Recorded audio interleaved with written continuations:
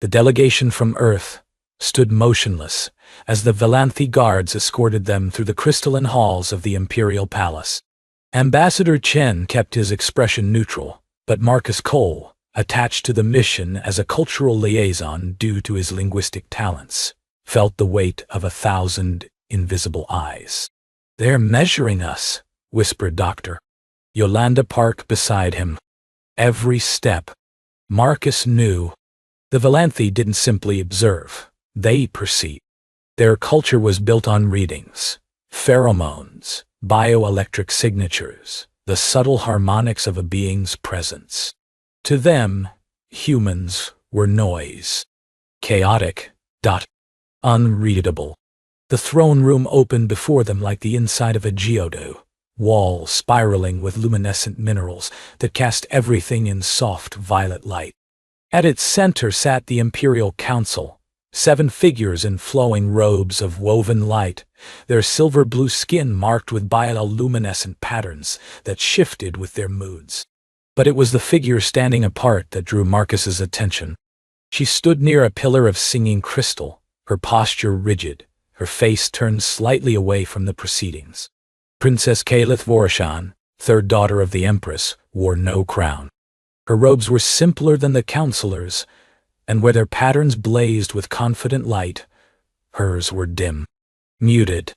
And her eyes were beautiful and completely still. They caught no light. They tracked no movement. "The human delegation may approach," announced the first counselor, his voice resonating through the chamber. Ambassador Chen stepped forward with practiced grace. "Empress Vorashan, we are honored. The Empress does not attend these matters." The first counselor cut him off. "The council speaks for the throne in matters of minor significance." The insult was precise, calculated. Marcus watched the ambassador absorb it without flinching. "We come seeking partnership," Chen continued. Earth offers desperation dressed as opportunity." A younger counselor rose, his patterns flashing aggressive crimson. "Your species has been part of the galactic community for 17 cycles. In that time, you have established no meaningful alliances. The consortium rejected you. The hegemony tolerates you as laborers. The assembly declared you developmentally insufficient." He let the words hang. Why would the Valanthi Empire bind itself to humanity's failures? The silence that followed was suffocating. Marcus felt something shift in his chest, not anger, but a deep, familiar ache. He'd heard variations of this speech on 3 different worlds. Humans were young. Humans were primitive. Humans were a mistake the galaxy was still deciding how to correct. "Perhaps," a new voice said, "because failure is not always what it appears to be." Every head turned. Princess Kalith had spoken. She hadn't moved from her position by the pillar, but her dim patterns had flickered, just slightly, towards something warmer. "Kalith, . The first counselor's tone carried warning. "This is not your concern, is it not?" She turned, and Marcus realized with sudden clarity that she was navigating by sound, by the subtle echoes of the chamber. "The council speaks for the throne in matters of minor significance. You said so yourself. If this delegation is so insignificant, surely my input cannot diminish it further." The counselor's patterns flared with barely contained fury, but he said nothing.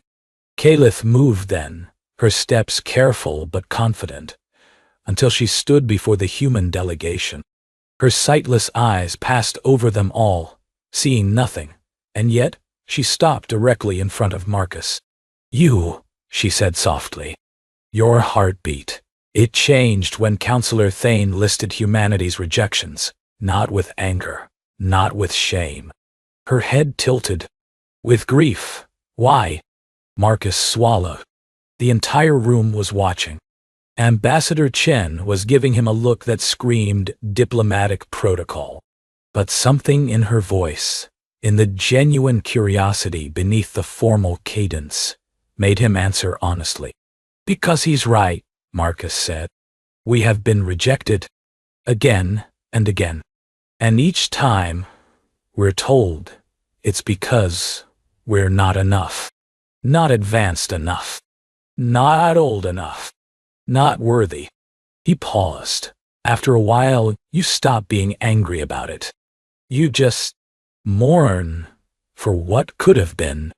The princess's patterns shifted, soft gold bleeding through the muted silver. The alien princess had never seen a human, she said quietly, as if to herself. She was blind to their forms, their faces, their carefully practiced expressions. But she could hear truth when it bled through words. She turned back toward the council. I will sponsor the human delegation. The chamber erupted. Absolutely not. She has no standing. This is an insult to, I invoke the right of sheltered voice. Calith's words cut through the chaos like a blade. As a daughter of the imperial line who has been deemed unfit for political marriage, I retain the right to speak for those the council deems beneath consideration. The humans qualify. The first counselor looked as though he'd swallowed something poisonous. You would bind your name to theirs? Your already diminished standing? My standing, Calith replied, cannot be diminished further. That is precisely why this right exists. A ghost of something that might have been humor crossed her features. Even the council cannot take what they have already stripped away. She turned back to the delegation, to Marcus, and though she couldn't see him, he felt seen for the first time since leaving Earth. Come, she said. We have much to discuss. The princess's private chambers were nothing like Marcus had expected. Where the throne room had blazed with light and crystal, these rooms were soft, textured. Every surface featured subtle ridges and patterns meant to be felt rather than seen. A world built for fingers rather than eyes. You may sit, Calith said, gesturing toward a curved seating area. The journey from your ship was long, and your stress hormones are still elevated. Marcus lowered himself onto something that felt like a firm cloud. You can sense that? The Valanthi perceive much that other species miss. She settled across from him, her movements economical and precise. We feel the electrical impulses of living things, the chemical signatures they release, the vibrations they create simply by existing. My blindness, my optical blindness, does not diminish these senses. In some ways, it has sharpened them. Ambassador Chen and Dr. Park had remained behind to navigate the political fallout with the council. Marcus had been sent with the princess as a cultural liaison, a polite way of saying he was the most expendable member of the delegation. He didn't mind.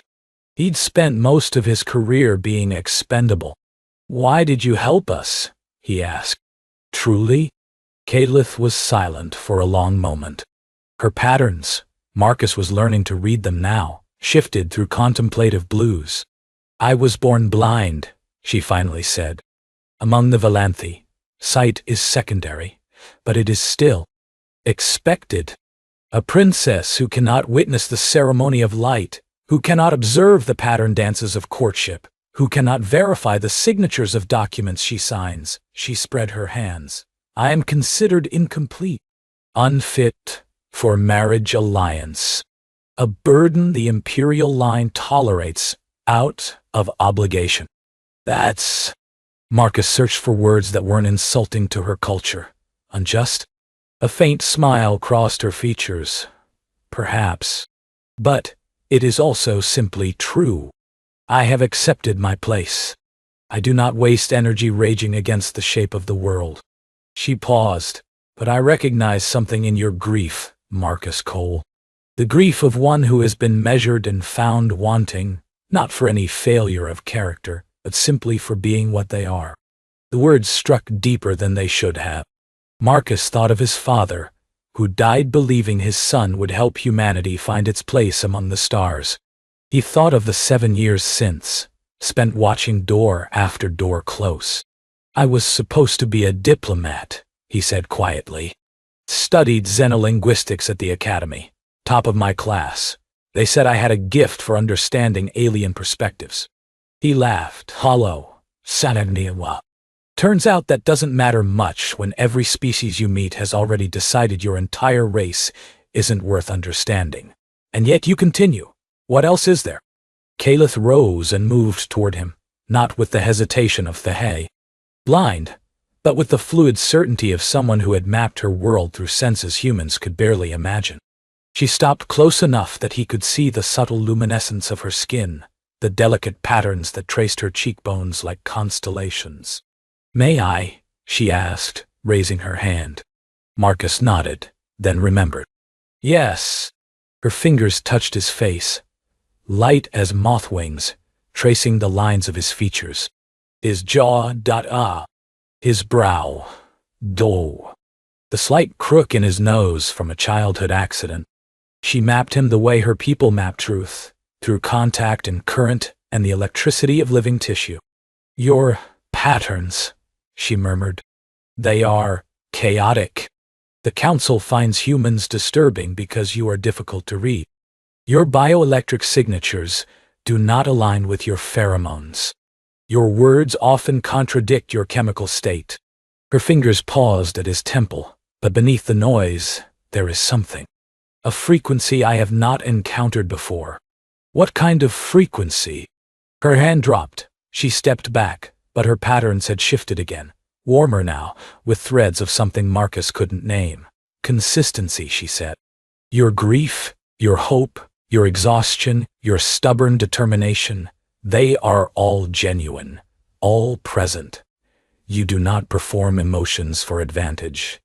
She searched for the word. "Feel them. All at once. Without filter." "Is that bad?" "It is unprecedented." She turned away, moving toward a window that overlooked gardens she could not see. The Valanthi value control. Composure. We reveal only what serves us, when it serves us. To encounter a being who cannot help but be exactly what they are. Overwhelming, refreshing. She glanced back, sightless eyes somehow finding him anyway. And yes, overwhelming. A chime sounded, soft but insistent. Calith's patterns flickered with resignation. "The Council wishes to convey their displeasure with my intervention. The next several days will be politically complex." She moved toward the door, then paused. "You are assigned quarters in the diplomatic wing, but Marcus Cole, yes, there are those in the palace who will seek to use you to discredit me. Who will well watch for any excuse to declare this sponsorship void. You must be careful. Reveal nothing that could be used against either of us." Marcus stood. "And if they ask why you chose to help us?" "What should I say?" Caliph considered this. "Tell them the truth. I heard something in a human's voice that I had never heard before. Her smile was small but genuine, honesty. And I wanted to understand it." 3 weeks passed. The political negotiations moved with glacial slowness, each concession extracted like a tooth, each agreement hedged with conditions that would take years to fulfill.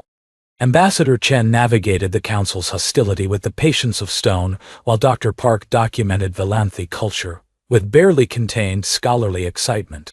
Marcus found himself spending more and more time with Caliph. It wasn't planned. She needed someone to read documents aloud. Her usual attendance had been reassigned as part of the Council's campaign to isolate her. He needed someone who would actually talk to him instead of through him. They developed a rhythm. Mornings in her study, reviewing trade proposals and diplomatic correspondence. Afternoons in the palace gardens, where she taught him to navigate by sound and touch while he described the colors she couldn't see. "The sunset," he said one evening, as they sat on a bench overlooking the crystalline spires of the capital. The sky is purple here, right? But at sunset it shifts. Gold at the horizon, bleeding up through orange into this deep violet that's almost black. What does gold feel like?" Marcus considered. Warm. Not hot, warm. Like sunlight through a window on a winter morning. Like being wrapped in something soft. Caliph turned toward the sunset she couldn't see, and her patterns shimmered with reflected light she couldn't perceive. I have never understood descriptions of color, she admitted. My tutors tried. They assigned emotions to hues, temperatures to shades, but it always felt arbitrary, a translation of a translation. She paused. With you, it feels different. Less like information and more like what? Like sharing.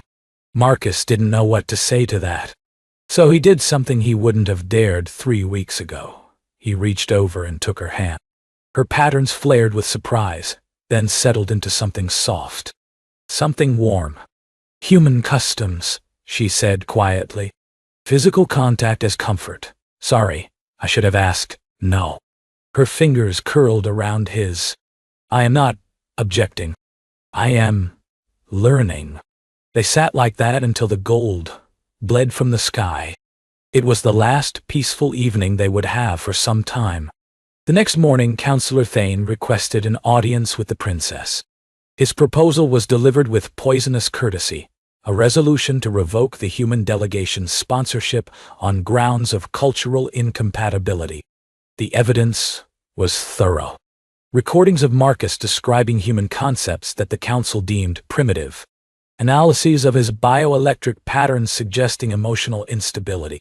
A formal complaint from 3 noble houses whose younger members had been disturbed by interactions with the delegation.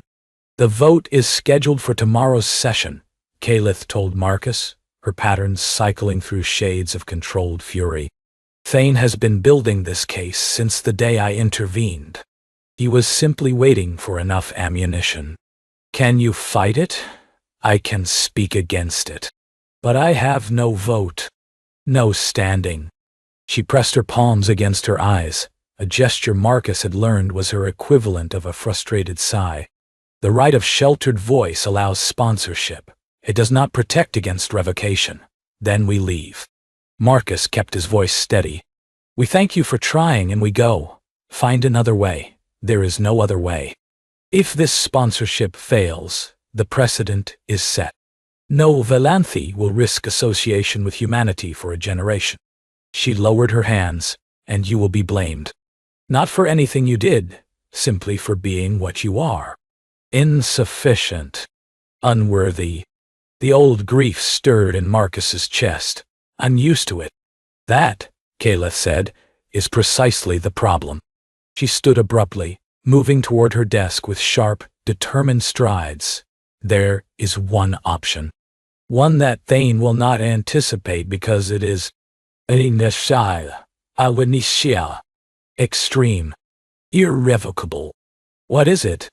She turned to face him, and even without sight, her gaze was piercing. The Valanthi do not marry for love. We bond for alliance, for political advantage, for the strengthening of houses. A princess who cannot be married for alliance purposes retains the right to bond for other reasons, provided she accepts permanent exile from imperial inheritance. Marcus's heart stopped. You want to. I want nothing. Her voice was careful, controlled. I am stating a legal reality. If a member of the imperial line bonds with a foreign dignitary, that dignitary and their delegation gain protected status. Permanent sponsorship. Immunity from council revocation. You would exile yourself. For us. He couldn't finish. I would exile myself, she said quietly, from a position I never truly held. From inheritance, I was never permitted to claim. From a family that has made clear, for 30 cycles, that my existence is a complication to be managed rather than a life to be valued. Caliph, do not misunderstand me. She moved closer, and her patterns were shifting now, complex. Layers of emotion that Marcus could barely begin to interpret. I am not offering sacrifice. I am offering possibility. A chance to build something new. Something that is not measured by what we lack, but by what we choose. Marcus stood. The space between them felt charged, electric in a way that had nothing to do with Valanthi bioperception. You barely know me, he said. I know you better than I have known anyone. Her hand found his face again, that gentle mapping that felt more intimate than any kiss. I know your grief and your hope. I know your stubbornness and your kindness. I know that when you describe colors to a blind woman, you do not condescend or simplify. You, sharing. That's not enough for a lifetime. No, she agreed, but it is enough for a beginning. Marcus closed his eyes. He thought of his father's hope, his own failures. 7 years of closed doors and measured smiles and the constant, exhausting weight of being found wanting. He thought of Caliph, brilliant and isolated and brave enough to reach across an abyss for someone she couldn't even see. If we do this, he said slowly, it's not because we have to. It's because we choose to. Both of us. Equally. Yes. And if it's hard, when it's hard, we face it together. No noble sacrifices. No suffering in silence. Agreed. And you have to let me describe every sunset for the rest of our lives. Her patterns blazed, gold and warm and bright, with something that looked like joy. I believe, she said, that can be arranged. The council chamber fell silent as Princess Caliph Vorshan entered. She was not dressed in the simple robes of her diminished station.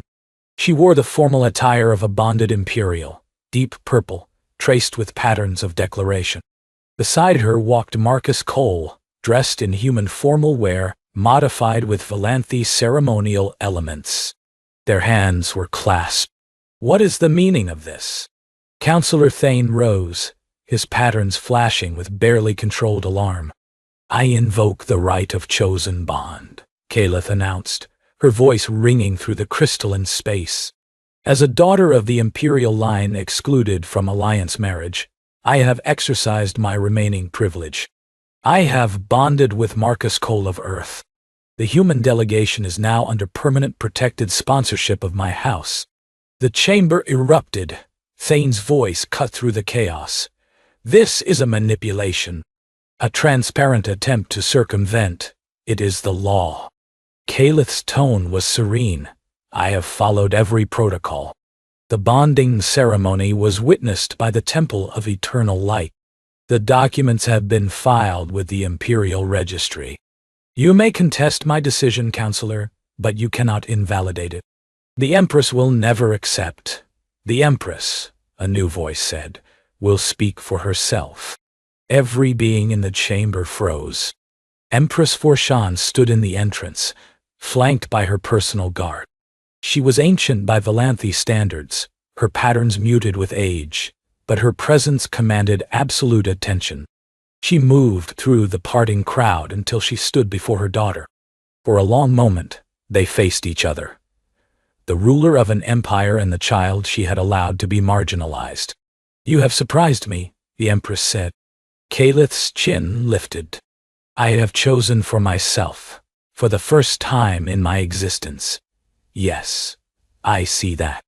The Empress's gaze shifted to Marcus, evaluating him with the same penetrating intensity her daughter showed despite her blindness. Human, you understand what you have done? You have bound yourself to an exile. A princess with no inheritance, no political value, no. I have bound myself, Marcus interrupted quietly, to the bravest person I have ever met. The rest is details. The Empress studied him for a long moment. Then, impossibly, the corners of her mouth curved upward. The council report described you as emotionally unstable, she said. I believe they mistook passion for instability. She turned back to her daughter. You have cost yourself everything, child. I have gained everything, Caliph replied. I simply measured value differently than the council. The Empress was silent. The entire chamber held its breath. The right of chosen bond is valid, she finally declared. The human delegation is under permanent protected sponsorship. Their embassy may be established. Trade negotiations may proceed. She paused, and her patterns shifted, complex, unreadable, and my daughter will remain in the capital as a formally recognized ambassador of human interests. Calith's patterns flickered with confusion. Mother, you chose exile. Very well. You are exiled from succession. The Empress's voice carried no warmth, but no cruelty either. Something else, something that might in a different species have been called regret. But you are not exiled from my sight. I have watched you diminish yourself for 30 cycles. I would prefer to watch you build something new. She turned to address the chamber. The council will ratify this arrangement. Any objections may be filed through proper channels. Her gaze found Councillor Thane. I suggest focusing energy on more productive endeavors. The Empress departed as suddenly as she had arrived. In the aftermath, the shocked silence, the hurried consultations, the grudging acceptance, Marcus found himself standing with Caliph in the center of the crystalline chamber. Did that just happen? He murmured. I believe, Caliph said slowly, that my mother may have been waiting for me to stop accepting my diminishment and start demanding more. A test, perhaps, or simply hope that I would eventually become something other than a burden to be managed. Her hand tightened on his. I spent 30 years believing I had no value. It took a human to help me see otherwise. Marcus laughed softly. I spent 7 years believing humanity had no place among the stars. It took a princess who couldn't see me at all to show me I was wrong. Around them, the chamber had begun to empty. The first true human embassy in Valanthi space would be established within the month. Trade agreements would follow. Alliances would form. But for now, in the soft violet light of the throne room, Marcus raised his wife's hand to his lips. I love you, he said. Words he hadn't spoken aloud before. Words that felt right in this moment of impossible victory. Calith's patterns blazed with warmth. She couldn't see his expression, but she could feel the truth of him. Every chaotic, genuine, unfiltered beat of his human heart. The alien princess had never seen a human, she quoted softly, echoing her own words from weeks before. She was blind to their forms, their faces, their carefully practiced expressions. She reached up to touch his cheek, but she learned to see the only truth that mattered. Not what they appeared to be, but what they chose to become. And what do I appear to be now? She smiled, brilliant and warm, and finally, fully alive. Home. The end.